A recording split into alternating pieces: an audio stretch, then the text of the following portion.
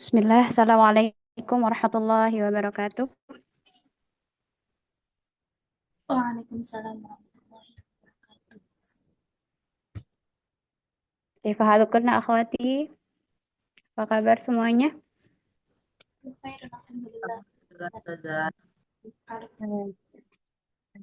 Ini pindah ke siang, nggak apa-apa nih. Siang, pagi menuju siang. Ya, kadang apa masih semangat ya, insya Allah. Mungkin ada yang sambil beraktivitas. Umi Yusna, siapa lagi? Uti Sarah, ya udah bergabung. Alhamdulillah Ustazah Fitri juga.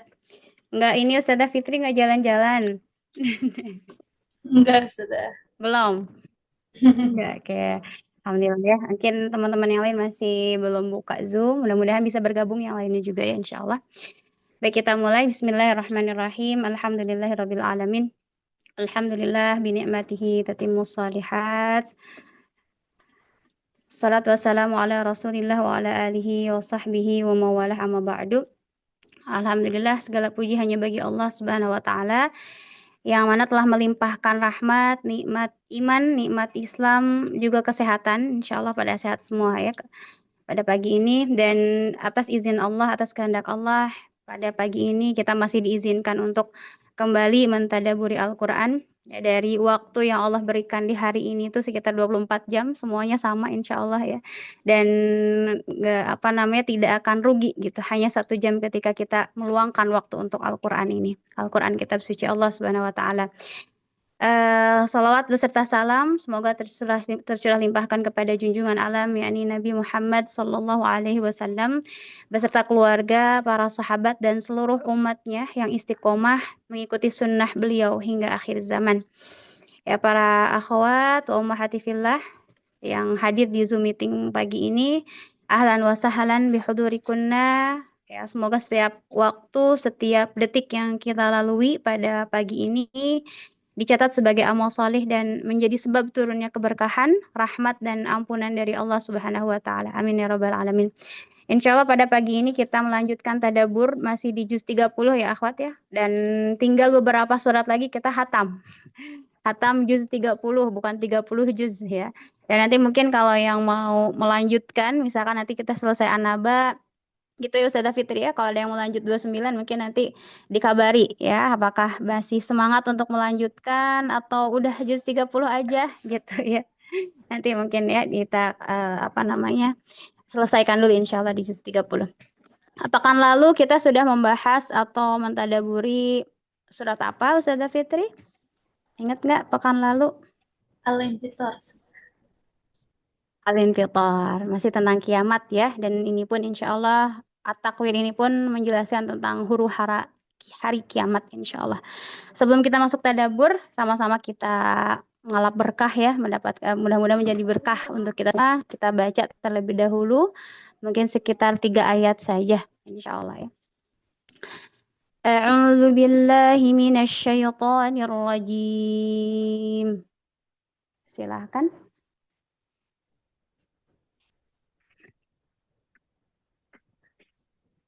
A'udzu billahi minasyaitonir rajim. Bismillahirrahmanirrahim.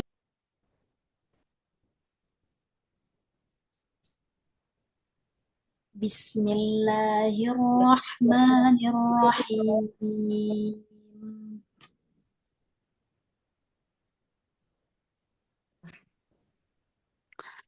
إذا الشمس كورت. إذا الشمس Idza syamsu kuwirat.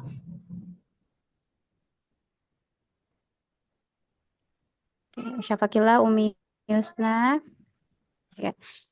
Di huruf shin ini bertasydid ya, maka tahan idza syamsu sya ini makhraj atau tempat keluarnya di tengah lidah atau wastul lisan. Idza syamsu shin pertama sya, yang kedua sin. Tapi hati-hati ketika pengucapan shin, kalau hanya tidak ada tasydidnya jangan asya, tapi sya. Karena di sini ada tasydid atau adalah alif lam syamsiyah, maka agak ditahan ya, Khat ya. Idza syamsu idza syamsu kuwirat. Oke. Kita lanjut ayat 2. Wa idzan, nah, nunnya ada tasydidnya. Di sini juga alif lam syamsiyah ya. Di sini kita sempurnakan gunnahnya. Wa idzan nujumu kadarat. Silakan. فإذا النجوم كدرت Wa idzal jibalu suyirat. وإذا الجبال سيرت. Insyaallah barakallahu fikunna. Alhamdulillah, apa 3 ayat ya. Silahkan selanjutnya dilanjutkan setelah selesai kajian. Barakallahu fikunna. Akhwati fillah, kita masuk pada tadabbur ya. Di sini ada keutamaan at-takwir. Yang ini juga sama seperti yang Rasulullah sampaikan terkait surah Al-Insyiqaq, kemudian juga terkait surah Al-Infitar pekan lalu. Apa kata Rasulullah sallallahu alaihi wasallam? Man sarrahu an yanzura ila yaumil qiyamati ka'annahu ra'yu 'ainin falyaqra idza syamsu kuwirat wa idza samaa'u fatarat wa idza samaa'u syaqqat. Ya kata Rasulullah, barang siapa yang ingin melihat hari kiamat, yang ingin mengetahui kabar hari kiamat, bagaimana kejadian hari kiamat seakan-akan melihatnya dengan mata kepala sendiri, maka bacalah 3 surat ini, yaitu At-Takwir yang insya Allah kita bahas pagi ini, kemudian Al-Infitar yang sudah berlalu pekan lalu, juga Al-Insyiqaq insya Allah ya.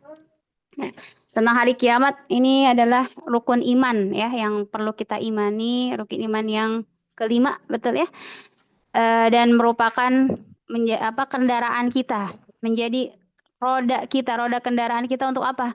Untuk mau beramal soleh. Kalau kita percaya dengan hari kiamat, tentunya seseorang akan lebih bersemangat untuk berbekal diri. Gitu kan hakikatnya hidup di dunia ini yang sementara ini hanya sebentar aja gitu.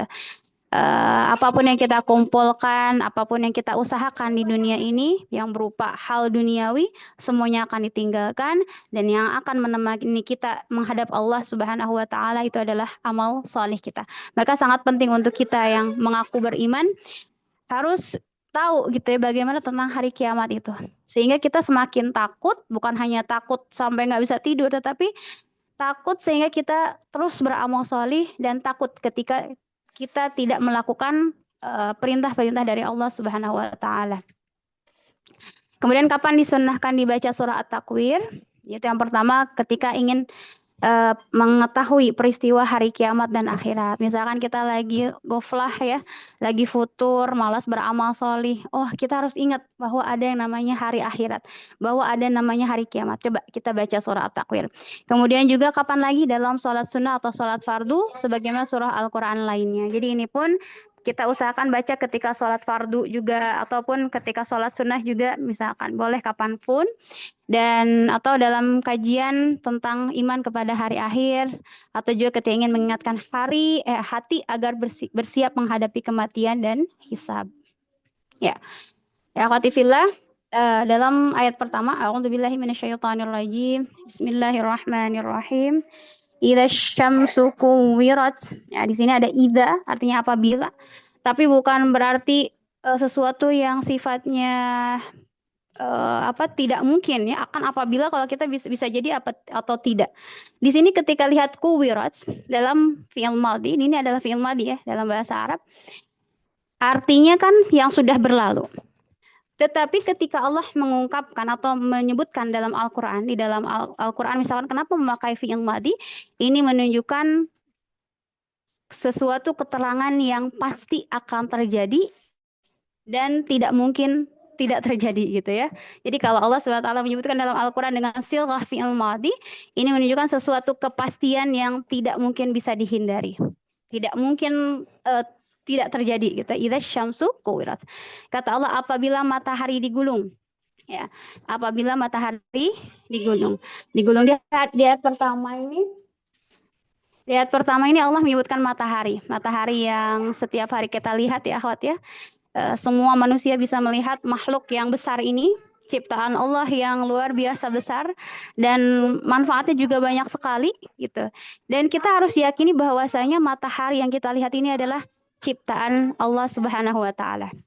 Ya, adalah ciptaan Allah. Kalau kita mengetahui bahwa sebagian agama ada yang mereka menyembah matahari, ya. Salah satunya adalah sahabat mulia dahulu pernah menyembah matahari, yaitu Abu Hurairah, ya.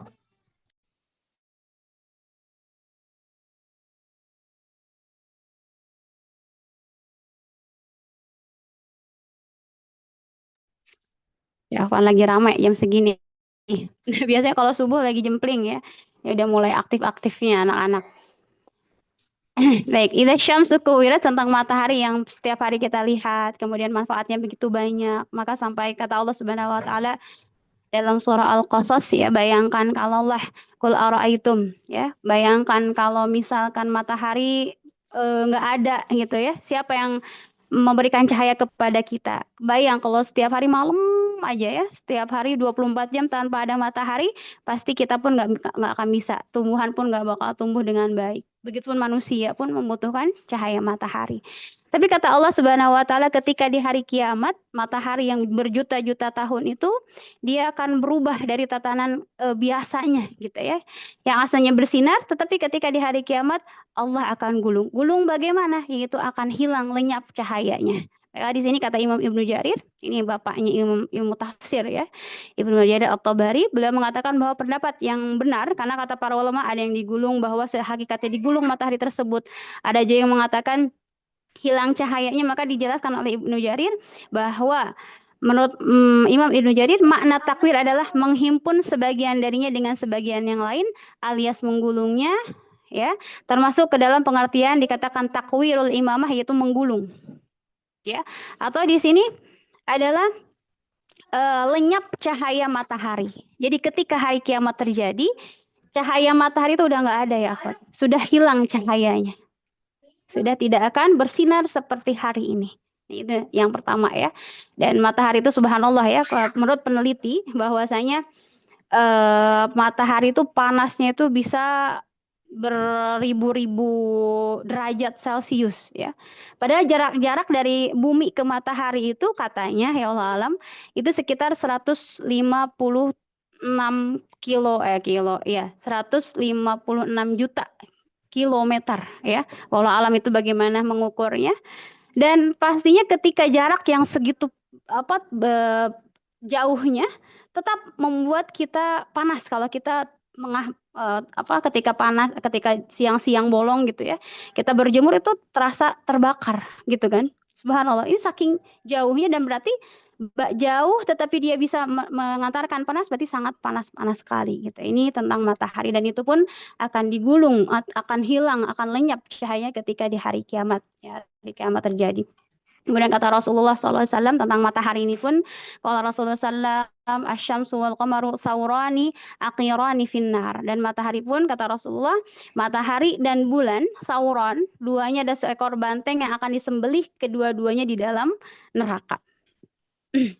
Jadi ketika sudah terjadi hari kiamat dan ada hari peradilan, matahari dan bulan akan dimasukkan ke dalam neraka. Kenapa?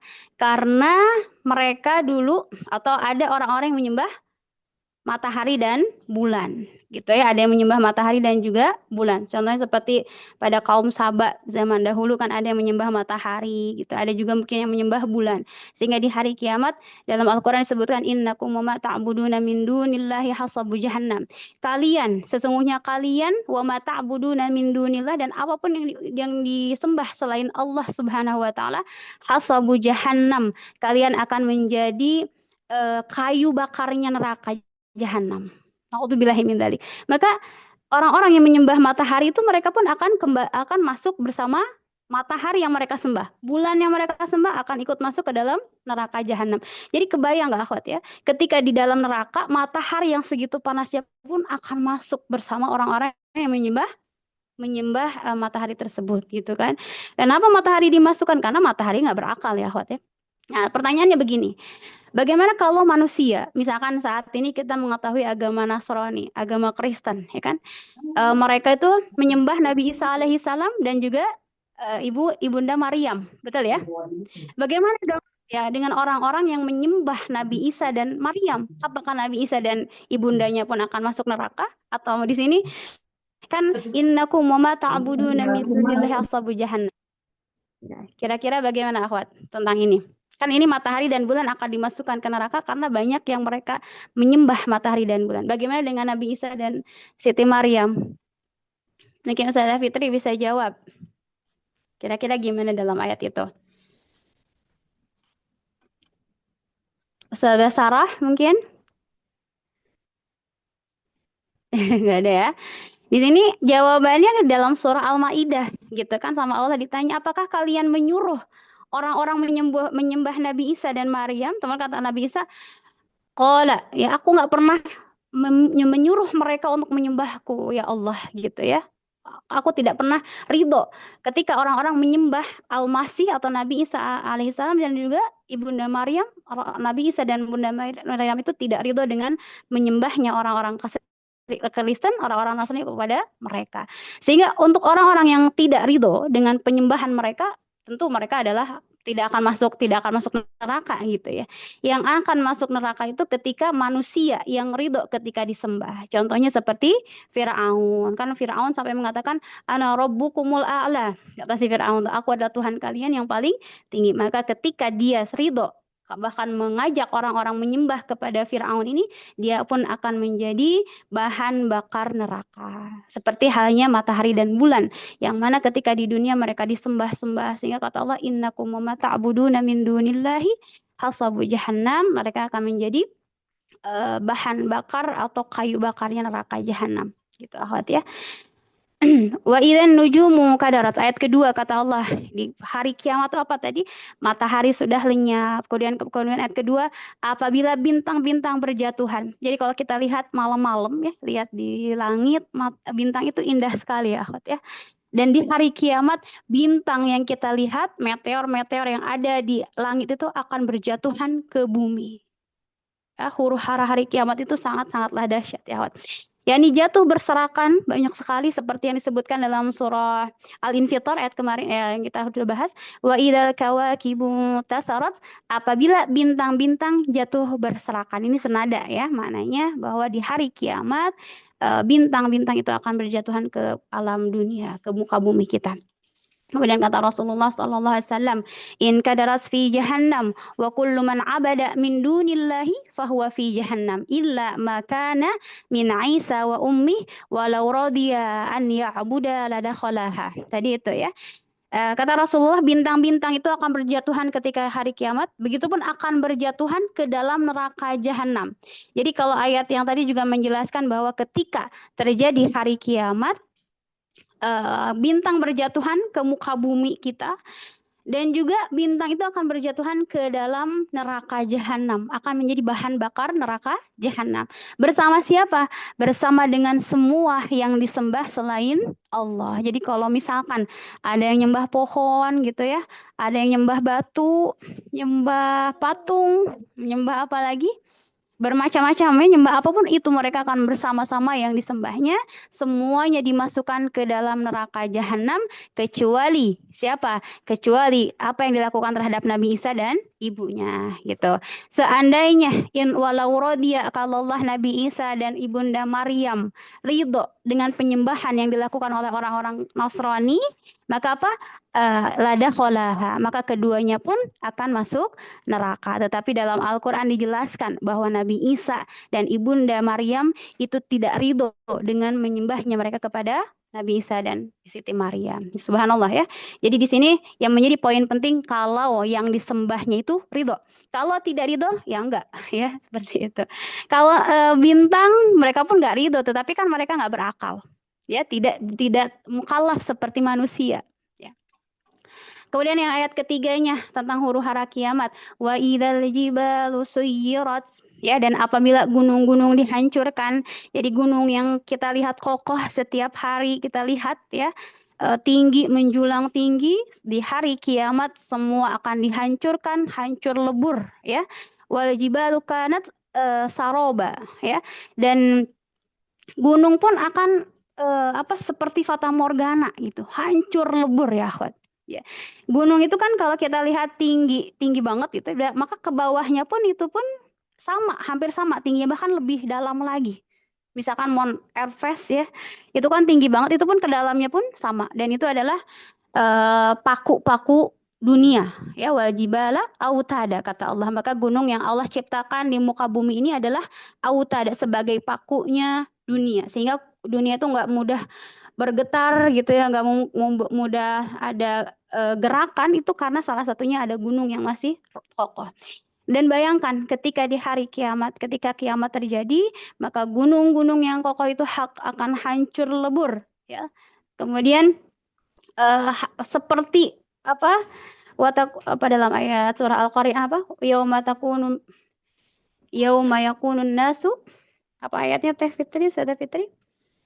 Gunung wal jibalu, ayatnya apa? Astagfirullah. Al-Qari'ah wa ma adraka mal qari'ah yauma yakunun nasu kal farashil mabthus wa takunul jibalu kal ahnil wal jibalu kal ahnil manfush, ya, betul. Dan gunung-gunung itu seperti anai-anai. Anak-anak tahu ya, anak-anak tuh kayak serangga, saking hancur leburnya gunung ketika terjadi hari kiamat. Wa idzal jibalu suyirat. Yaitu lenyap dari tempatnya masing-masing dan meledak sehingga bumi bekas tempat berpijaknya menjadi rata dan datar. Jadi akan dicabut terlebih dahulu, kemudian hancur lebur gunung-gunung yang berada di muka bumi ini ketika terjadi hari kiamat. Wa idzal 'isyaru uttilat, kemudian ayat 4. Bagaimana lagi kata Allah, dan apabila unta-unta yang bunting ditinggalkan. Al-'isyar itu dari kata asyroh. Asyroh itu 10 ya, Khawat ya. Jadi unta itu mereka melahirkan pada, kalau perempuan kan baru ngelahirin di 9 bulan atau lebih ya. Kalau unta mereka melahirkan pada 12 bulan atau 13 bulan. Jadi kalau udah 10 bulan itu mereka sangat disayang, sangat diperhatikan oleh tuannya ya, sama pengembala, karena udah mau lahiran. Karena unta tuh mahal banget ya, Khot ya. Jadi kalau beli pun itu kalau mau kurban yang paling murah sekitar 80 juta. Jadi sekitar 100 atau 200 juta ya satu ekor unta. Jadi ketika unta sedang hamil itu sangat diperhatikan oleh tuannya ya. Bahkan unta yang dalam keadaan 10 bulan.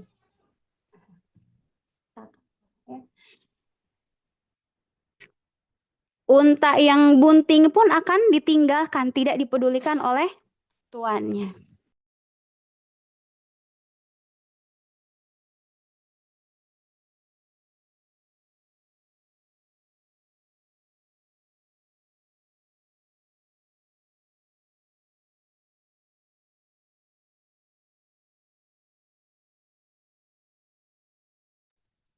Ya, akhwati, ya.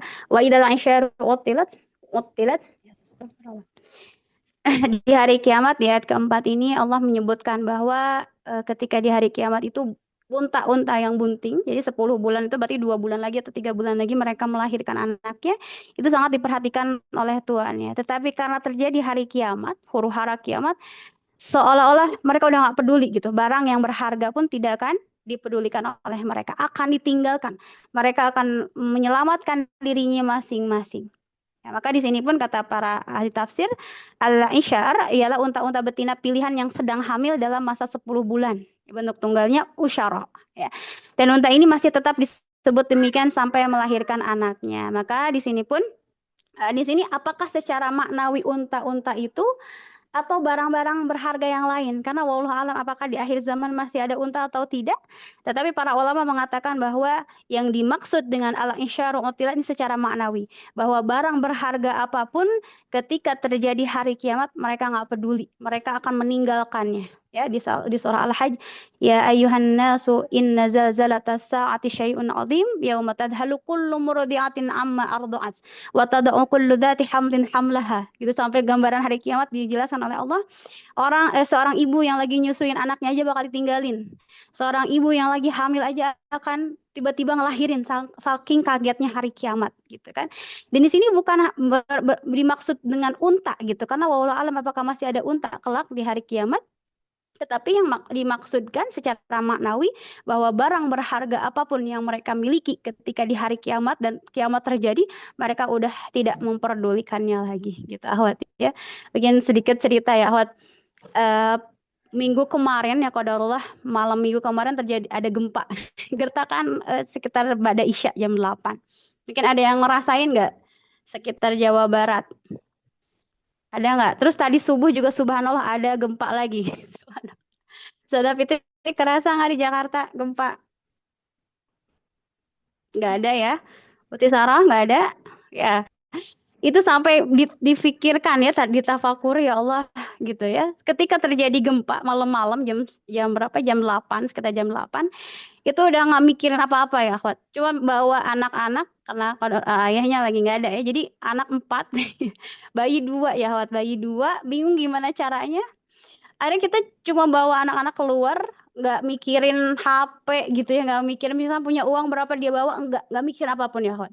Keluar aja dari rumah, yang penting kita selamat. Gitu nggak kita kalau panik ya, akhwat? Mikirin apa yang ada di rumah dulu, apa langsung lari? Pasti langsung lari aja kan, kita langsung pergi gitu, nggak peduli dengan apapun yang ada di rumah. Tadi subuh juga subhanallah lagi apa ya, ada yang meninggal ya, baru ada pengumuman tetangga meninggal, kita lagi mikir gitu ya Allah, baru kemarin gitu suaminya meninggal, sekarang istrinya lagi mikir gitu ya, tiba-tiba ada gempa itu langsung gemeteran, langsung apa yang dibawa tuh anak-anak langsung lari gitu. Pengen bawa anak kemudian langsung keluar rumah. Dan ini bayangkan ketika di hari kiamat terjadi itu, orang kalau sekarang mungkin kita masih ingat anak ya, walaupun nggak ingat HP, nggak ingat harta benda yang ada di rumah, tapi masih ingat anak. Kalau di hari kiamat boro-boro ingat anak ya, Wat. Anak atau barang apapun nggak bakal ingat. Sampai ada satu cerita dari suami cerita ya, bahwa ada jamaahnya bercerita baru pulang dari Eropa saat itu katanya, dan terjadi runtuh atau jatuhnya bongkahan es di Eropa saat itu. Beliau melihat dengan mata kepala sendiri, ada seorang ibu membawa anaknya masih kecil, ya. Saking paniknya ya, akhwat. Dia lari dan anaknya ditinggalkan. Anaknya ditinggal, berarti paniknya udah luar biasa banget gitu. Anaknya udah nggak inget gitu, udah nggak inget sama anaknya. Ketika bongkahan itu sudah jatuh, kemudian juga si ibunya lari.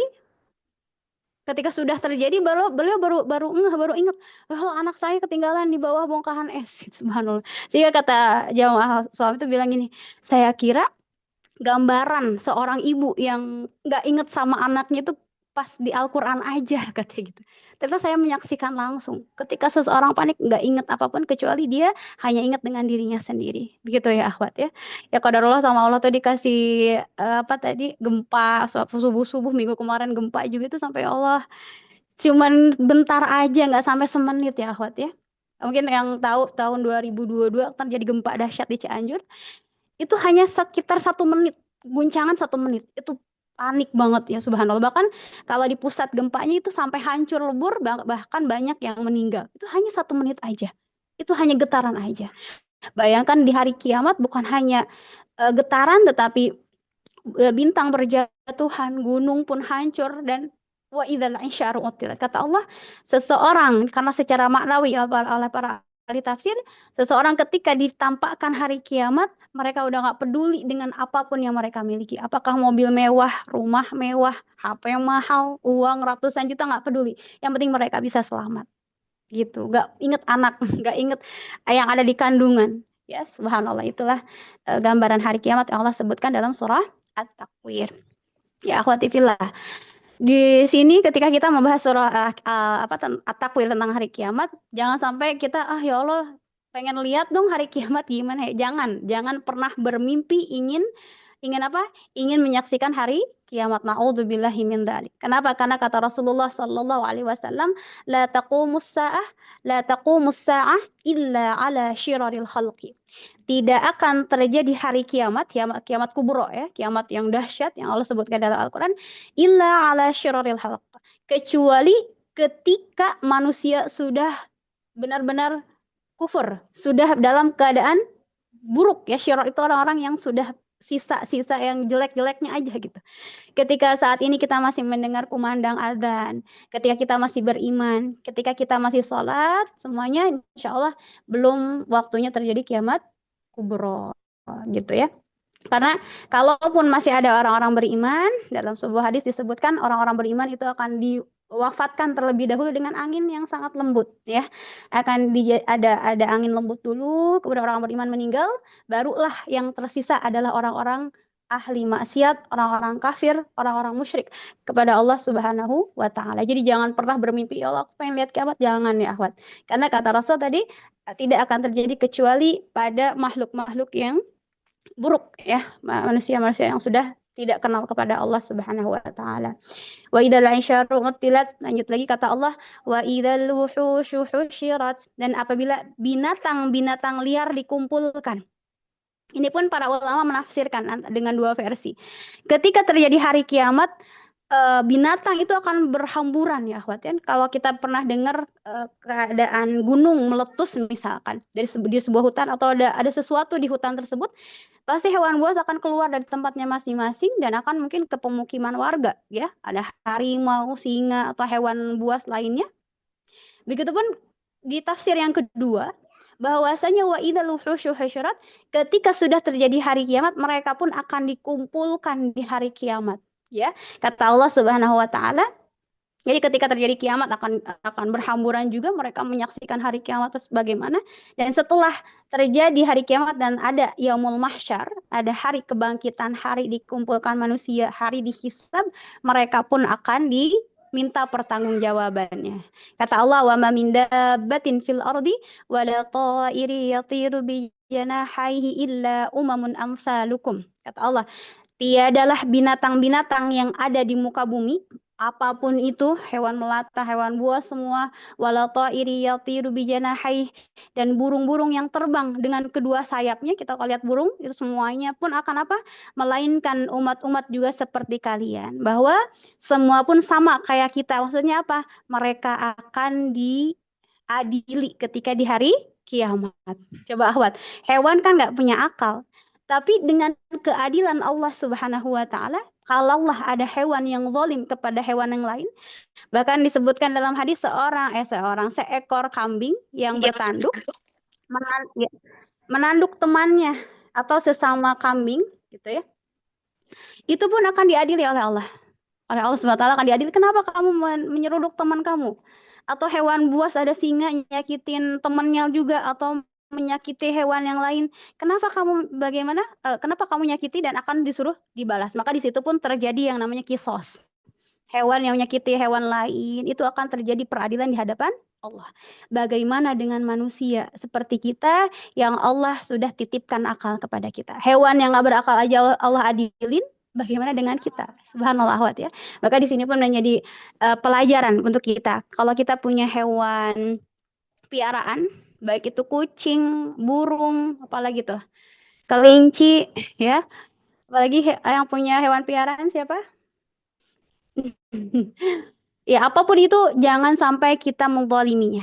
Karena ketika di hari kiamat akan ada peradilan. Mungkin kata kucing, saya nggak dikasih makan sama majikan saya. Nanti di hari kiamat akan ada pertanggungjawabannya di hadapan Allah Subhanahu wa taala. Maka tentang hadis seorang perempuan yang mengunci atau menyimpan kucing dalam sebuah ruangan dan tidak diberikan makan, maka dia pun akan masuk neraka gitu ya akhwat ya. Maka wa idzal wuhusyu husyirat, ketika di hari kiamat, ketika terjadinya huruf hara kiamat pun mereka akan keluar, dan ketika hari kebangkitan pun mereka akan ada kisosnya. Setelah itu apa? Setelah ada peradilan itu baru kata Allah, kunu turaba. Ya, jadilah kalian sebuah tanah. Setelah terjadi kisos, mereka akan menjadi tanah. Sehingga dalam surah An-Naba disebutkan, orang-orang kafir ketika melihat itu, mereka mengatakan, yaqulu ya laitani kuntu turaba. Ya Allah, andaikan aku seperti mereka, seperti hewan-hewan itu yang saat diadili langsung udah selesai, mereka menjadi tanah juga. Maka itu tafsirannya.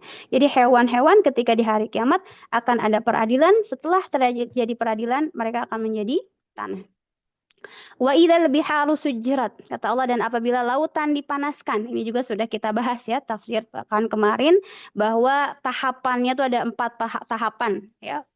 Laut tadi kan di atas langit sudah terbelah, kemudian matahari juga hilang cahayanya, bintang berjatuhan, kemudian juga laut yang kalau kita lihat gitu ya, bahwasanya di muka bumi ini 2/3 dari daratan itu, 2/3-nya lebih banyak lautan daripada darat, daripada tanah gitu.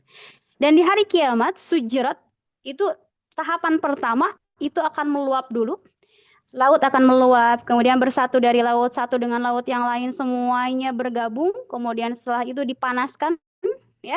Kemudian setelah itu menjadi kobaran api yang sangat panas, ya. Setelah itu barulah menjadi kering lautan tersebut, gitu. Karena menyiapkan untuk alam mahsyar, alam kebangkitan.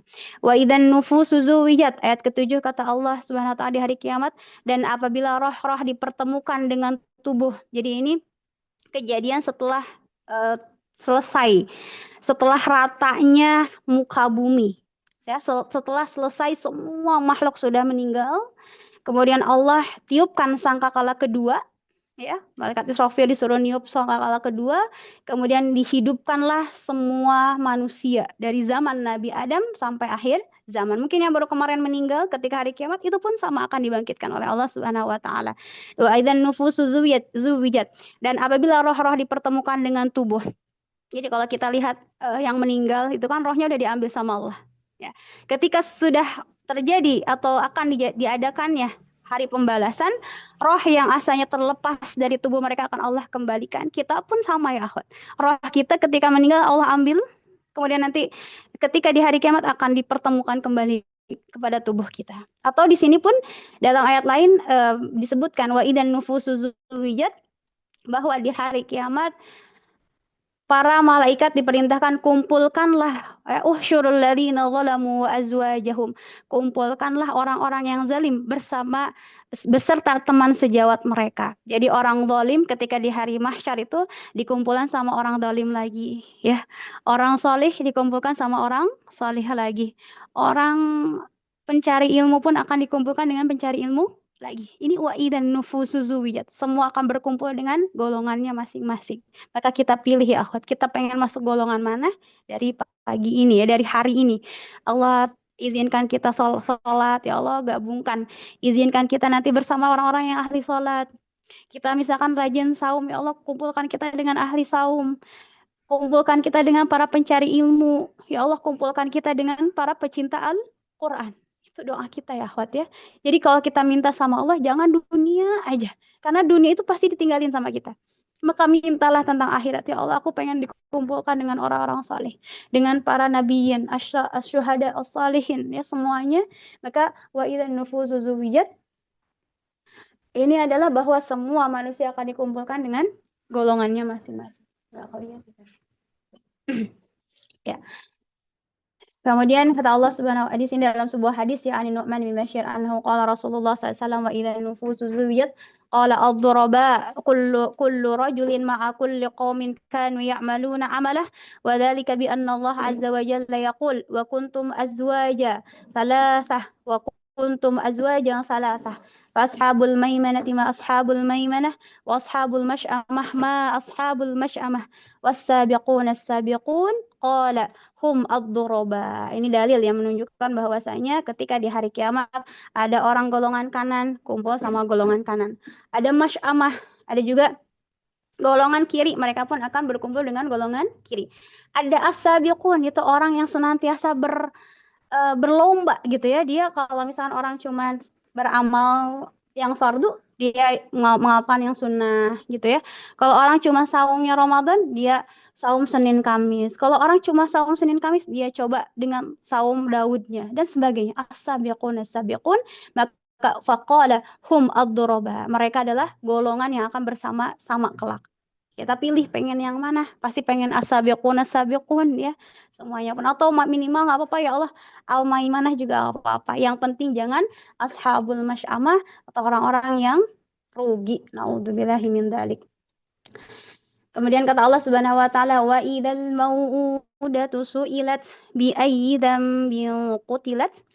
Ketika di hari kiamat, apabila bayi-bayi perempuan ini sudah terjadi, ya, tadi hari kiamat sudah dihancur ratakan semua dan sudah diganti muka bumi ini dengan bumi yang baru, ya. Nah, bahwasanya ketika di hari pembalasan itu bayi-bayi perempuan yang dikubur hidup-hidup ditanya, karena dosa apa dia dibunuh, ya akhwati fillah. Jadi di zaman jahiliyah gitu, ya. Orang-orang jahiliyah tuh nggak suka dengan lahirnya anak perempuan. Mereka menganggap dengan lahirnya anak perempuan akan memberhentikan nasab, bahkan sebuah aib, sehingga mereka mengubur hidup-hidup anak perempuan mereka. Di hari kiamat akan ditanya, kenapa kamu mengubur hidup anak kamu, gitu kan? Akan ditanya, bi ayyi dzambin qutilat, kenapa? Emang dia salah apa? Dia dosa apa? Yang terjadi saat ini ya akhwati fillah, bukan anak perempuan yang tiba-tiba dikubur, bukan, tetapi yang terjadi saat ini adalah yang ada namanya aborsi. Na'udzubillahi min dzalik. Yang bayi di luar pernikahan atau bayi hasil zina gitu kan, naudzubillah, mereka kubur hidup-hidup. Atau sama juga hukumnya dengan seorang perempuan yang mengaborsi yang ada di dalam rahimnya pun, itu janin pun akan didatangkan di hari kiamat. Bi aidam bingkutilat, kenapa kamu bunuh, gitu kan? Anak ini nggak punya dosa, yang dosa tuh orang tuanya. Orang tuanya berzina tapi anaknya mendapatkan sanksinya. Nauzubillah min dzalik ya. Maka di sini pun wa idzal mau'udatu su'ilat, semua akan dipertanggungjawabkan. Yang aborsi ya, yang udah anaknya dibuang gara-gara hasil dari perbuatan haram, itu pun akan didatangkan di hari kiamat bi ayyi dzambin qutilat. Gitu. Wah, di sini ada seorang sahabat ketika turun ayat wa idzal mau'udatu su'ilat, seorang sahabat bertanya. Di sini namanya Qais ibnu Asim. Qais ibnu Asim ini adalah seorang sahabat.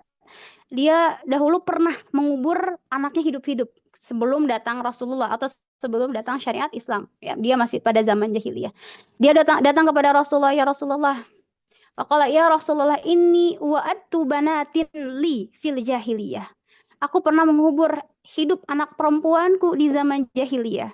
Faqala, maka kata Rasulullah SAW, atik an kulli wahidatin minhunna raqabah. Yaudah, kamu merdekain aja seorang hamba sahaya, gitu ya, untuk menebus dosa kamu. Subhanallah, kan para sahabat pun takut ketika masih ada dosa masa lalu, bagaimana hukumnya ya Rasulullah? Maka dengan kebaikan agama kita ya, sempurna agama kita, kata Rasulullah, untuk menghapus dosamu, merdekakanlah seorang hamba sahaya. Qala, kemudian dia mengatakan, ya Rasulullah, inni sahibu ibilin. Aku nggak punya hamba sahaya gitu, atau aku nggak punya harta untuk membeli hamba sahaya. Maka kata Rasulullah, dia mengatakan, aku cuma punya seekor unta. Qala fanhar an kulli wahidatin minhunna badanah. Maka sembelihlah satu ekor unta dari setiap anak perempuan yang engkau kubur itu, satu ekor unta. Jadi misalkan, mohon maaf, ketika dia mengubur anak perempuan lebih dari satu, ya udah kamu sodakohkan ya, atau cara menebusnya dengan menyembelih satu ekor unta. Itu ini terjadi di zaman sebelum keislaman atau zaman jahiliyah. Ya, banyak orang-orang yang sudah sudah mengubur anak perempuannya hidup-hidup. Dan di zaman ini pun banyak orang-orang yang membuang anaknya, bahkan ada yang mengaborsi ketika anak tersebut berada di dalam kandungan ibunya. Kemudian ayat 10, wa idzas suhufu nusyirat, dan apabila catatan-catatan amal perbuatan manusia dibuka. Ya akhwati fillah, di samping kiri kanan kita itu ada malaikat ya, kata Allah dalam surah Ad-Dariyat, ma yalfidu min qaulin illa ladaihi raqibun atid, ya, bahwa setiap ucapan, setiap amal kita itu ada yang mencatat, ada yang nyatat amal kebaikan di sebelah kanan, ada yang nyatat amal keburukan kita sebelah kiri. Bahkan lahu mu'aqibatu min baini yadayhi wa min khalfih, dalam surah Ar-Ra'd, di depan belakang kita pun ada 2 malaikat penjaga kita. Itu semua yang kita lakukan ada catatan amalnya ya, Khawat. Pagi ini kita cari ilmu, pagi ini kita udah sholat subuh, udah zikir, udah sodakoh, udah apalagi, udah berbuat baik buat keluarga kita, itu ada catatan amalnya.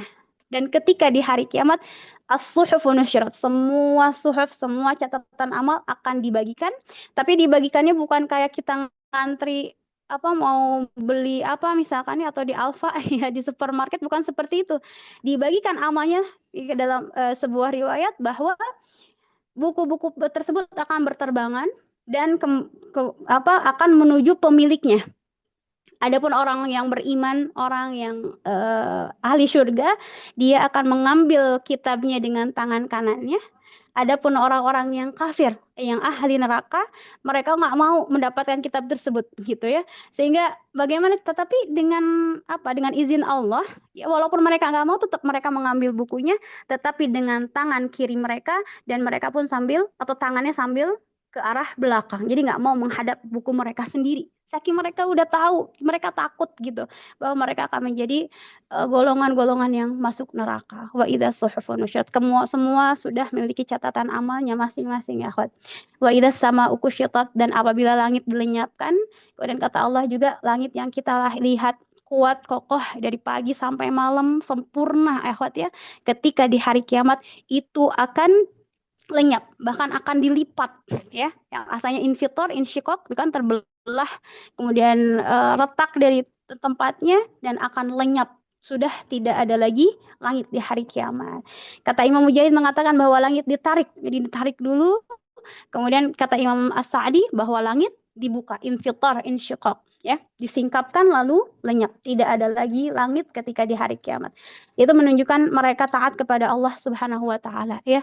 Makhluk yang segitu besarnya mereka taat kepada Allah tanpa nunda, tanpa nanti-nanti ya.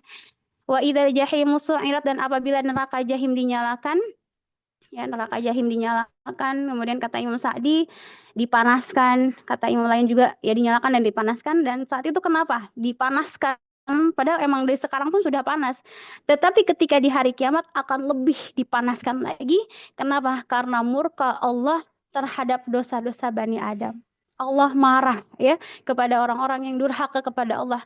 Mereka yang tidak menyembah Allah, mereka ingkar kepada apapun yang dibawa oleh Rasulullah Shallallahu Alaihi Wasallam. Wa idzal jannatu uzlifat. Nah, ini kabar baik untuk orang yang ahli surga. Surga akan didekatkan, subhanallah akhwat. Jadi bukan hanya melihat dari jauh surga tuh ya, misalkan di alam mahsyar itu akan didekatkan oleh Allah kepada ahli surga. Kalau misalkan ya, wanginya pun ya kata Rasulullah Shallallahu Alaihi Wasallam bahwa surga itu wanginya aja udah tercium dari jarak beribu-ribu tahun. Dan bayangkan akhwat bahwa surga di hari mahsyar itu, di hari kiamat akan didekatkan kepada ahli-ahli surga. Dan kita berdoa ya akhwat ya, doa kita apa? Kita pengen termasuk bagian ahli surga. Jika kata Rasulullah SAW, idza sa'alta, kalau kamu minta, fas'alil jannah al-firdausal a'la. Kalau kamu minta, jangan minta yang aneh-aneh. Udah, minta surga aja. Surganya surga Firdaus yang paling tinggi ya. Wa idza jannatu uzlifat. Ini akan didekatkan kepada ahli surga. Alimas nafsum ma ahdarat, maka tiap-tiap jiwa akan mengetahui apa yang telah dikerjakannya.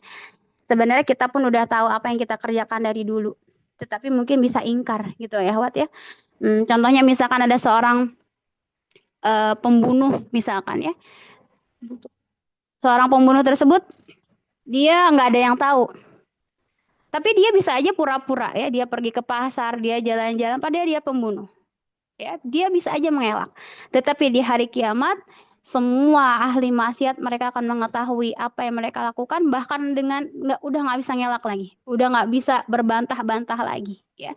Kemudian dijelaskan dalam surah Ali Imran, yauma tajidu kullu nafsin ma 'amilat min khairin muhdara wa ma 'amilat min su'in tawaddu law anna bainaha wa bainahu amadan ba'ida. Pada hari ketika tiap-tiap diri mendapati segala kebajikan, kita amal soleh apa di dunia kita dapat pahalanya. Kemudian juga ketika di hadapannya pun ada kejahatan yang dia kerjakan, dia pun akan melihat amal buruk tersebut sehingga dia mengatakan tawaddu law anna bainaha wa bainahu amadan ba'ida. Ya Allah, andaikan keburukan ini jauh gitu, menjauh dari diri saya sejauh-jauhnya, saking dia tidak mau melihat tidak mau melihat dosanya, amal buruknya ditampakkan ketika di hari kiamat. Kemudian Allah bersumpah ya akhwati fillah dalam ayat 15. Izin nih mungkin sekitar 10 menit lagi ya, Hot ya. Fala uqsimu bil khunnas. Sungguh aku bersumpah dengan bintang-bintang. Jadi di ayat 15 Allah bersumpah. Uqsimu, la ini la zaidah ya, la-nya bukan arti tidak, tetapi ini hanya lam tambahan yang menjadi arti di sini uqsimu. Aku sungguh telah bersumpah dengan bintang-bintang. Ya Allah, Allah bersumpah dengan bintang. Al-Khunnas itu apa kata para ulama? Al-Khunnas dari kata khonasa yang berarti mundur, bersembunyi. Jadi kalau siang gitu kan bintang nggak kelihatan. Tapi kalau malam dia muncul lagi gitu ya. Kemudian al-jawaril kunnas yang beredar dan terbenam. Tadi itu bintang itu kadang kelihatan, kadang enggak. Dan Allah bersumpah, dan ketika Allah bersumpah dengan sesuatu menunjukkan keagungan atau ada sesuatu yang tersembunyi dari apa yang Allah sumpahkan. Begitupun akan ada yang Allah sumpahkan atau konteks sumpah yang akan Allah sebutkan. Walaili idza as'as. Kemudian Allah juga bersumpah demi malam yang telah hampir meninggalkan. Maksudnya apa? Karena di sini as-as kata yang dalam bahasa Arab memiliki dua makna. Ya, maksudnya bergerak pergi atau datang, malam berganti gitu Ahwat ya. Tadi malam udah hilang atau sudah berlalu. Nanti bentar lagi atau sekitar 10 jam lagi itu sudah datang lagi malam. Jadi malam as-as datang dan pergi seperti itu ya. Berjuta-juta tahunnya seperti itu. Tapi nanti ketika di hari kiamat udah nggak ada lagi Ahwat ya. Kemudian was-subhi idza tanafas, Allah bersumpah juga dengan waktu pagi apabila fajarnya mulai menyingsing. Tanafas itu bernafas sebenarnya. Di sini menjelaskan bahwa ketika waktu pagi itu kita tahu ya bahwa ketika waktu pagi dari pohon-pohon itu ada oksigen. Sehingga seolah-olah ketika kita keluar rumah, wah segar ya, menyingsing fajar, menyingsing, dan ini indah sekali bahasa Allah SWT. Was-subhi idza tanafas. Kemudian kata Imam Ibnu Katsir, Allah bersumpah dengan waktu subuh ketika cahayanya mulai tampak dan menyebar ke seluruh ufuk. Masya Allah, ini waktu yang sangat indah sekali, dan ini adalah tanda-tanda kekuasaan Allah Subhanahu wa Ta'ala. Ini tanafas, ini salah satu keindahan ya, kata para ulama, keindahan dari bahasa Al-Quran. Coba indah di akhwat ya. Coba lihat walaili idza as'as dari awal al-jawari fala uqsimu bil khunnas, ujungnya sin, al-jawaril kunnas, walaili idza as'as, was subhi idza tanaffas. Masya Allah, indah bahasa Al-Quran itu. Gak ada yang bisa menandingi keindahan Al-Quran. Kemudian kata Allah, ketika Allah tadi sudah bersumpah, ini menunjukkan ada sesuatu yang akan Allah tekankan. Apa? Di sini ayat 19 kata Allah Subhanahu wa Ta'ala, innahu laqaulu rasulin karim. Ini konteks sumpahnya atau jawab qasam, bahwa sesungguhnya Al-Quran itu benar-benar firman Allah yang dibawa oleh utusan yang mulia, yaitu malaikat Jibril. Jadi Rasulin Karim di sini maksudnya bukan Rasulullah, tetapi malaikat Jibril alaihi salam.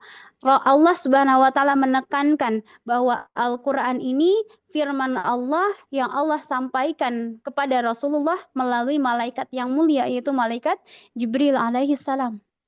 Al-Quran benar-benar dibawa oleh utusan yang mulia. Kemudian juga kata Ibnu Abbas bahwasanya dalam ayat ini sama dengan ayat dalam surah An-Najm ya, allamahu syadidul quwa dzu mirratin fastawa. Itu Al-Qur'an itu diajarkan oleh kepadanya oleh malaikat Jibril yang sangat kuat ya. Malaikat Jibril itu kuat. Kemudian juga dzu mirratin fastawa. Beliau pun malaikat Jibril alaihissalam memiliki akal yang sangat cerdas. Jadi kalaulah di kalangan manusia ada manusia yang dimuliakan itu Rasulullah sallallahu alaihi wasallam, begitupun di kalangan malaikat ada yang malaikat yang paling mulia yaitu malaikat Jibril alaihi salam.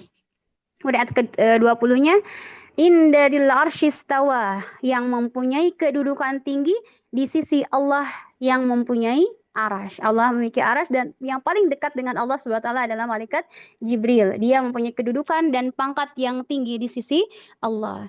Jadi kalau kita lihat di bulan-bulan ya, di bulan dalam satu tahun itu dari Muharram sampai bulan Zulhijjah, semua bulan mulia, atau setiap bulan itu ada pahala atau ibadah unggulan. Tetapi yang menjadi bulan yang paling mulia itu adalah bulan Ramadan. Kenapa? Karena diturunkan Al-Quran. Ya, kemudian Rasulullah pun dimuliakan dengan Al-Quran ya. Malaikat Jibril pun dimuliakan. Kenapa? Karena Al-Quran diturunkan melalui malaikat Jibril alaihi salam. Begitupun kita ya akhwati fillah. Kita pengen dimuliakan Allah. Ya, kalau di sisi manusia itu mah gimana aja gitu ya. Yang penting kita pengen mulia bagaimana di sisi Allah, maka banyaklah kita berinteraksi dengan Al-Quran. Ya, kalau kita mampu sehari 1 halaman, coba tambah lagi jadi 1 juz. Udah 1 juz tambah lagi 2 juz gitu ya. Jangan sampai dalam 1 bulan kita berlalu bulan ke bulan lagi belum hatam Al-Qur'an. Kenapa? Karena kata Rasulullah SAW, seseorang yang bisa menghatamkan Al-Qur'an dalam 1 bulan, maka dia telah memberikan hak Al-Qur'an. Jadi minimal sebulan sekali. Ya. Indalil arsy makin, tentang malaikat Jibril. Kemudian kata Allah muta'in sama amin. Malaikat Jibril pun ditaati oleh para malaikat yang lain, ya. Jadi ketuanya para malaikat itu malaikat Jibril sama amin. Muta'in sama artinya hunaka, gitu ya, di sana, maksudnya di langit. Aminun, dan malaikat Jibril adalah yang paling dipercaya dan berpengaruh di antara malaikat-malaikat yang lain. Kemudian wa ma sahibukum bimajnun, ya. Izin sampai akhir nggak apa-apa ya, akhwat? Berapa ayat? 8 ayat lagi. Ya. Lanjut, akhwat. Apa saja. Nggak apa ya? Masya Allah, tamam. Alhamdulillah. Baik, kemudian kata Allah Subhanahu wa taala, setelah Allah menceritakan, menekankan tentang malaikat Jibril, keunggulan malaikat Jibril, Allah menyebutkan tentang Nabi Muhammad sallallahu alaihi wasallam. Wa ma sahibukum bimajnun. Dan teman kalian, kenapa pakai sahib ya, akhwat ya? Di sini kata para ulama, di sini Allah Subhanahu wa taala menyebutkan sahibukum, sahib kan teman ya. Maksudnya kalian itu udah mengenal Nabi Muhammad dari kecil. Nabi Muhammad itu nggak pernah melakukan keburukan, nggak pernah minum khamr, nggak pernah nggak pernah melakukan perampokan dan sebagainya yang dilakukan orang-orang jahiliyah. Kalian sudah mengenal Nabi Muhammad dari dulu, tetapi ketika Nabi Muhammad diangkat menjadi nabi, malah disebut orang gila. Aneh nggak ya? Dari usia kecilnya tuh Nabi Muhammad udah ada tanda-tanda kenabian ya. Dengan solehnya beliau, tutur kata beliau, bahkan dalam sirah disebutkan Rasulullah tuh kan ketika diurus pamannya yaitu Abu Thalib, beliau tuh nggak berani makan, nggak berani memakan makanan yang ada disediakan di rumah Abu Thalib, kecuali sepupunya telah selesai makan. Subhanallah ya, usia berapa? Berarti usia 7 tahun ya. Usia 7 tahun beliau, atau 8 tahun, 9 tahun, beliau itu menjaga sekali adabnya dari kecil. Bahkan digelari dengan Al-Amin ya, Fatonah. Dari kecil sudah ada sifat-sifat beliau yang sangat mulia.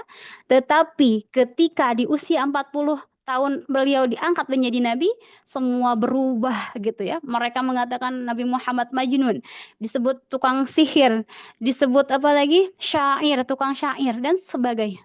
Kata Allah, wa ma sahibukum bimajnun. Teman kalian itu Nabi Muhammad sallallahu alaihi wasallam bukanlah orang gila, ya, karena mereka mengatakan Nabi Muhammad orang gila. Kemudian kata Imam Ibnu Katsir bahwa Allah membantah tuduhan kaum Quraisy yang mengatakan Nabi Muhammad terkena gangguan jiwa. Kemudian justru yang beliau bawa adalah wahyu yang paling sempurna, yaitu Al-Quran, petunjuk yang paling lurus, syariat yang paling mulia, dan orang yang berakal sehat akan melihat bahwa ajaran yang dibawa Nabi Muhammad sallallahu alaihi wasallam adalah puncak hikmah, bukan sebuah kegilaan. Gitu ya, subhanallah, bahwa syariat Islam yang Allah tak ajarkan kepada Nabi Muhammad SAW dan sampai kepada kita semua ini adalah sebuah anugerah untuk kita ya, akhwat ya. Jadi ada sebuah kisah ya, akhwat. Ketika Sufyan itu kan dulu dia orang Quraisy ya, orang Quraisy yang kafir juga. Kemudian setelah masuk Islam dan dia datang ke kota Madinah menyatakan keislaman kepada Nabi Muhammad SAW. Nabi Muhammad memberikan hadiah yang lumayan banyak ya. Itu Nabi Muhammad memberikan 300 ekor unta kepada Abu Sufyan. Ya, akhwat, banyak nggak itu 300 unta? Banyak ya. Satu untanya aja tadi bisa 80 sampai 100 jutaan. Seharga mobil lah gitu ya. Sehingga saat itu orang-orang Ansar ada perasaan iri ya. Kenapa Abu Sufyan dan orang-orang Quraisy yang baru masuk Islam diberikan 300 ekor unta? Subhanallah, ada perasaan, karena manusiawi ya para sahabat juga. Sehingga setelah Abu Sufyan pulang ke kota Mekah dengan membawa ratusan ekor unta, ya Masya Allah, itu dari ghanimah ya, dari harta rampasan perang. Kemudian Rasulullah mendengar bahwasanya ternyata sahabat Ansor sedih. Kenapa mereka dalam keadaan miskin, gak dapat apa-apa gitu ya. Sehingga saat itu pun Rasulullah mengumpulkan sahabat-sahabat Ansor.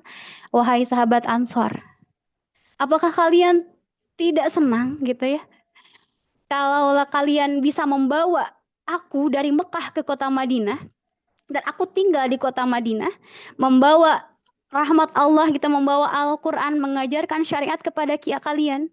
Apakah kalian tidak senang? Apakah unta yang aku berikan kepada Abu Sufyan lebih berharga daripada syariat, daripada aku, Nabi Muhammad SAW? Coba akhwat, bandingkan 300 ekor unta dengan mereka mendapatkan atau kedatangan Nabi Muhammad, pasti lebih mahal mana? Pasti lebih mahal bisa bersama-sama Rasulullah Sallallahu Alaihi Wasallam, gitu kan? Mereka ditegur sama Rasul, kenapa kalian tidak bahagia dengan hadirnya aku di kota Madinah ini, sedangkan kalian sedih dengan orang-orang yang baru masuk Islam, Abu Sufyan dan kawan-kawannya yang baru masuk Islam dan mendapatkan 300 ekor unta yang aku berikan kepada mereka, sehingga mereka tertunduk malu sama Rasul. Ya Rasul, syariat Islam yang kau bawa itu lebih mahal dari apapun, gitu ya, khawatir. Jadi di sini ketika kita sebagai umat Nabi Muhammad, kita bisa merasakan syariat Islam, kita bisa cinta dengan agama Islam, kita bisa cinta Al-Quran, ini adalah kebahagiaan yang sesungguhnya, gitu ya, Ahwat. Karena masalah dunia, kata Rasulullah SAW, dunia itu seperti sayap seekor nyamuk, setengah sayap seekor nyamuk. Coba akhwati fillah, sayap seekor nyamuk kalau kita bawa ke pasar, ada yang mau beli nggak? Nyamuk. Nggak ada ya, akhwat ya? Itulah kata Rasulullah. Dunia dibandingkan dengan akhirat nggak ada apa-apanya. Bahkan seperti sayapnya seekor nyamuk. Itu nggak berharga. Maka kata Rasulullah, kalaulah kalian terlalu fokus dengan dunia dan meninggalkan alam akhirat, itu sangatlah rugi. Mal aish wal aisyu aisyul akhirah, bahwa hidup di dunia itu bukan kehidupan sesungguhnya, tetapi kehidupan sesungguhnya adalah kehidupan di alam akhirat. Wa masahibukum bimajnun. Maka bersyukurlah ya akhwati fillah, ketika dalam hati kita ada kecintaan kita kepada Nabi Muhammad SAW, kita cinta kepada Al-Quran, kita cinta kepada Allah, kita masih bersolawat kepada Nabi, dan kita melakukan kewajiban-kewajiban yang disampaikan oleh Nabi Muhammad SAW. Ini yang paling penting kita syukuri. Jangan sampai terlalu fokus dengan dunia yang akan kita tinggalkan, ya. Walaqad ra'ahu bil ufuqil mubin. Dan Allah jelaskan bahwasanya Nabi Muhammad pernah bertemu dengan malaikat Jibril 2 kali, ya. Yang pertama itu di Gunung Batha. Ketika Rasulullah baru menerima wahyu, kemudian tiba-tiba ketika akan turun dari gunung tersebut, ada yang manggil, ya Muhammad. Ya Muhammad, kaget kan Rasulullah ketika lihat ke atas, ternyata adalah malaikat Jibril dengan membentangkan sayapnya, dan itu sayapnya ada sekitar 600 sayap, subhanallah ya, 600 sayap. Dan satu sayapnya itu bisa menutupi cakrawala, ya, dari timur ke barat itu tertutup dengan satu sayapnya malaikat Jibril alaihissalam. Ya, itu yang paling pertama Rasulullah bertemu dengan malaikat Jibril di Gunung Batha. Kemudian yang kedua kapan? Ketika terjadi Isra wal Mi'raj. Itu pun Rasulullah bertemu dengan malaikat Jibril, dan wajahnya tuh Rasulullah menyebutkan ada seorang sahabat namanya Dihyah. Ya, kata Rasulullah bahwa malaikat Jibril itu wajahnya seperti Dihyah, tampan, ya, paling tampan di kalangan para sahabat namanya Dihyah. Dan itu seperti malaikat Jibril wajahnya. Wa ma huwa 'alal ghaibi bidanin, dan dia Muhammad bukanlah seorang yang bakhil, ya. Rasulullah itu dermawan, ya. Dermawan dalam segala hal, ya. Untuk apa? Bidanin, dalam menerangkan yang gaib. Jadi Rasulullah SAW mengatakan bahwa Allah Subhanahu wa taala telah mengabarkan semua yang gaib kepadaku. Sempurna ya akhwati fillah. Kita meninggal nanti mau kemana? Ya, sampai ada perjalanan akhirat itu dari kubur, nanti dibangkitkan alam mahsyar, dan semuanya ada sirat sampai ke masuk surga. Rasulullah menjelaskan atas perintah Allah Subhanahu wa taala. Rasulullah nggak pelit gitu, ahwat, nggak bakhil. Kita pun harus seperti itu ya, ahwat. Ketika kita mengetahui satu ilmu, sampaikan. Jangan sampai udah sendiri aja tahu tentang keagungan Al-Qur'an gitu ya. Kita tahu tentang keagungan Rasulullah. Jangan sampai bakhil. Karena Rasulullah SAW, wa ma huwa 'alal ghaibi bidanin. Kata Allah, beliau tidak pernah pelit dalam menyampaikan kebaikan yang diturunkan oleh Allah Subhanahu wa taala. Wa ma huwa biqauli syaitanir rajim. Tentang Al-Qur'an yang kita baca pagi ini ya akhwati fillah, yang kita tadabburi pagi ini, bukan perkataan syaitan. syaitan itu nggak bisa ya, nggak bisa mendekati Al-Qur'an ya. Atau di sini wa ma huwa biqauli syaitonir rajim, ay wa ma hadzal Qur'an biqauli syaitonir rajim. Quran ini bukan perkataan syaitan, ay la yaqdiru ala hamlih. Bahkan syaitan nggak bisa membawa Al-Qur'an, wala yuriduhu wala yanbagilah. Begitupun mereka pun nggak pantas untuk memegang Al-Qur'an. Ya. Kama qala ta'ala wa ma tanazzat bihi syayatin wa ma yanbaghi lahum wa ma yastati'un innahum 'anis sam'i la ma'zulun. Bahkan untuk memperdengarkan Al-Qur'annya pun mereka nggak bisa. Jadi akhwati fillah, pernah lihat orang kesurupan ya. Dia kan kalau dibacain Quran panas gitu. Maka di sini kalau rumah kita ingin dijauhkan dari syaitan, maka perbanyaklah membaca Al-Quran, hindari pertengkaran juga ya, hindari perselisihan di dalam rumah. Kenapa? Karena seorang sahabat pernah ya, ketika ada sebuah rumah, sahabat akan datang ke sebuah rumah, ternyata di dalam rumah tersebut ada pertengkaran. Kemudian dia memutuskan pergi. Kenapa? Karena ketika ada pertengkaran dalam sebuah rumah, maka setan yang datang, malaikat pergi gitu ya. Fa aina tadhhabun, kata Allah di ayat 26, maka kemanakah kalian akan pergi? Maksudnya apa? Yakni dipergunakan untuk apa akal kamu bila kamu mendustakan Al-Qur'an. Jadi ketika akal yang Allah berikan tidak dipakai untuk mentadaburi Al-Qur'an, maka kamu mau dapat ilmu dari mana? Mau mendapatkan hikmah, hidayah dari mana? Kalau kita jauh-jauh dari Al-Quran. Fa'aina tadhabun, kata Allah. In huwa illa dzikrul lil alamin, bahwa Al-Quran itu adalah peringatan bagi semesta alam, untuk kita semua ya, manusia ya. Sampai saya kalau ngobrol sama santri-santri ya, ngobrol bahwa kalau kita melihat para hewan-hewan itu misalkan kambing makannya rumput gitu kan. Terus ada juga yang omnivora ya. Ada hewan yang makan daging, ada hewan yang makan buah. Apa tuh, monyet makan buah ya. Ada juga yang makannya apa tuh? Macam-macam gitu ya. Hewan tuh hanya satu jenis aja, tetapi kalau manusia kita makan semua sayuran, makan daging, makan buah, makan semuanya kita makan. Dan ini bukti kasih sayang Allah kepada manusia, dan kita pun Allah berikan akal gitu kan. Tapi sangat jarang sekali orang-orang yang menjadikan Al-Qur'an yang Allah turunkan kepada Nabi Muhammad sebagai pelajaran yang sangat penting ya. Wa yusqa mim ma'in wahid gitu, sehingga kalau kita pelajari juga bahwa tumbuhan yang bermacam-macam itu hanya disirami dengan air yang sama, itu dengan air hujan, yusqa mim ma'in wahid. Kita nggak pernah berpikir, kenapa? Karena jarang mentadaburi Al-Qur'an gitu ya. Maka Al-Qur'an ini merupakan peringatan bagi semua manusia agar mereka menjadi ingat karenanya dan mengambil pelajaran darinya. Liman syaa minkum ayyastaqim, kata Allah, bagi siapa orang yang mau mendapatkan pelajaran, bagi siapa di antara kalian yang mau menempuh jalan yang lurus. Orang yang mau belajar Al-Qur'an, orang yang mau tadabbur Al-Qur'an, mereka adalah orang-orang yang mau apa? Mau menempuh jalan yang lurus. Hidayah itu mahal ya, akhwat ya. Hidayah itu mahal. Makanya kita ketika sholat itu kan kita minta sama Allah, ihdinas siratal mustaqim, ya Allah tunjukkan kami jalan yang lurus. Dan jalan yang lurus terdapat pada Al-Qur'anul Karim. Itu sampai kita sehari kan 17 kali minta sama Allah, ihdinas siratal mustaqim, ihdinas siratal mustaqim. Ayat itu kita ulang-ulang setiap hari kan. Itu bagi siapa yang menginginkan petunjuk, hendaklah ia berpegang kepada Al-Qur'an ini, karena sesungguhnya Al-Qur'an merupakan juru selamat dan pemberi petunjuk, baginya tiada petunjuk selain dari Al-Qur'an. Ayat terakhir, wa ma tasyauna illa ayyasha Allahu rabbul alamin, dan kalian tidak dapat menghendaki, tidak dapat menempuh jalan itu kecuali apabila dikehendaki Allah Subhanahu wa taala. Akhwati fillah yang pagi ini terhubung, ini bukan karena kuatnya kita, bukan, tapi la haula wala quwata illa billah ya akhwat. Kita bisa belajar Al-Qur'an. Mungkin akhwat sekalian juga mungkin ada yang pergi ke majelis taklim untuk keluar rumah dulu bersama siapapun ya akhwati fillah.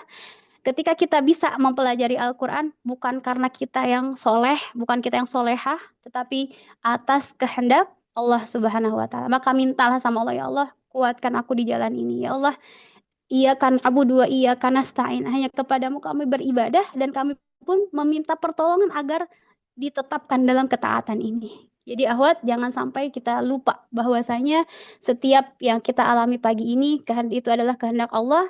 Begitupun amal solih yang bisa kita lakukan. Wa ma tasyauna illa ayyasha Allahu rabbul alamin. Para ulama mengatakan, yakni kehendak itu bukan berada di tangan kalian. Kita nggak bisa apa-apa ya akhwat. Melainkan ada di tangan kekuasaan Allah. Maka barang siapa yang dia kehendaki mendapat petunjuk, niscaya dia mendapatkannya. Dan barang siapa yang dia kehendaki sesaat atau sesat, niscaya dia akan tersesat dari jalan tersebut. Ya, alhamdulillah. Surah At-Takwir, alhamdulillah 1 sampai 29 ya. Kita sudah di penghujung juz 30, insya Allah ada 3 surat lagi. Di antaranya ada surah An-Nazi'at, surah Abasa dulu, surat Abasa, surah An-Nazi'at, dan surah An-Naba. Ya, khawatifillah, mudah-mudahan bermanfaat. Semoga saya yang paling pertama bisa mengamalkan apa yang sampaikan, dan sebagaimana Allah mudahkan saya menyampaikan, begitupun akhwati fillah, semoga Allah mudahkan dalam mengamalkan sebagaimana antuna mudah untuk mendengarkannya. Barakallahu fikunna wa naktafi bihadzal qadar. Syukran ala ihtimamikunna. Wa nakhtatim bidoa kafaratul majlis. Subhanakallahumma bihamdik asyhadu an la ilaha illa anta astaghfiruka wa atubu ilaik. Walhamdulillahi rabbil alamin. Assalamualaikum warahmatullahi wabarakatuh. Waalaikumsalam warahmatullahi wabarakatuh. Syukran Ustazah. Waalaikumsalam.